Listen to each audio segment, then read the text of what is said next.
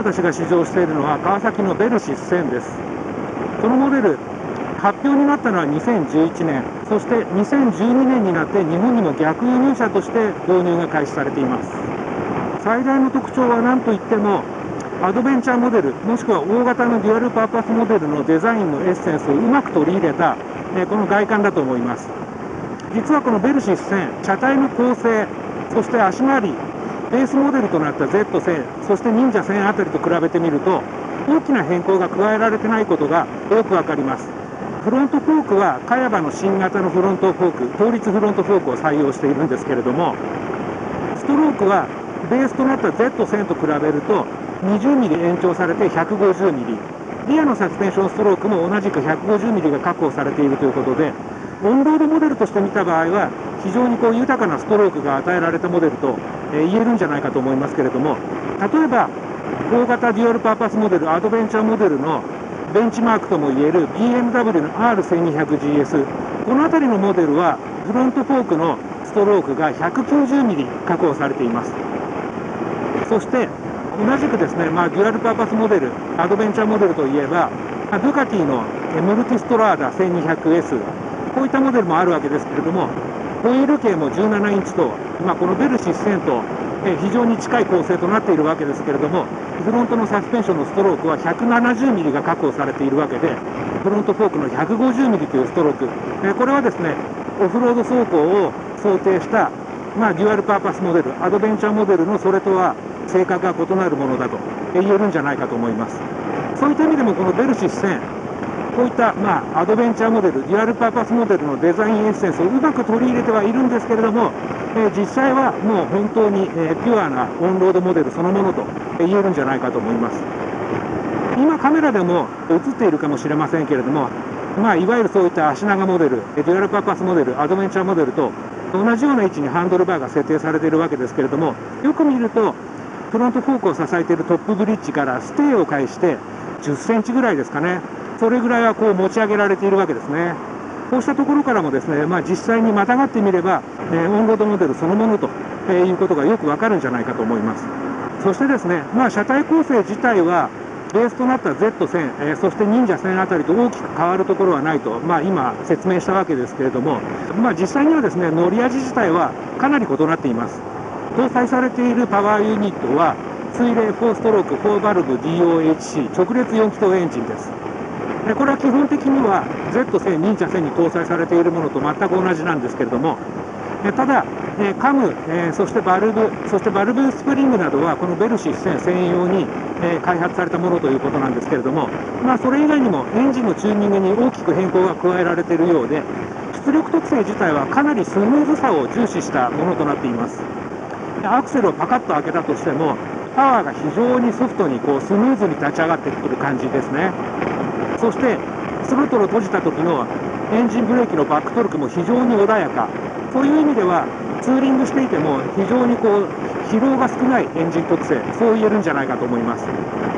ハンドリングは車体構成が非常に素性がいい Z1000、忍者1000と同じということで、そういう意味では非常にオンロードモデル前とした非常にシュアーなハンドリングという感じがして、足長モデルのような、ちょっとした、癖というか、フロントフォーク、フロントホイールが大回りするような、そういった感覚っていうのは皆無ですね。Z1000、忍者1000をベースにしたロングディスタンスツアラー、長距離ツアラーだと考えれば、実にまとまりがいいな、そういう気がします。電子制御もほぼフル装備となっています。まず ABS ですけれども、これは標準装備となっています。さらにパワーモード、これは2種類搭載されていて、フルパワーとローパワー、そして KTRC ですね、これはトラクションコントロールですけれども、オフを含めた4段階ですね。オフ、そして介入度が最も低い1、そしてその次に介入度が低い2、そして最も介入度が高い3ということで、やはりこのモード3というのが、やはりですね、このベルシス1000には一番似合ってるんじゃないかな、そんな気がします。今、川崎のベルシス1000で、いつもの荒れたワインディングを走り始めたわけですけれども、こういった荒れたワインディング、この辺りがですね、このベルシス1000の本領を発揮する部分なんじゃないかなと、そんな気がします。まず高速道路上でも言いました通り、車体構成自体はピュアなオンロードモデルである Z1000、忍者1000と大きく変わるところはないということで、例えばですね、シート高はちょっと高いんですけれども、最低地上高を見てみると、ベースとなった Z と1000と比べると、わずか15ミリしか違わないんですね。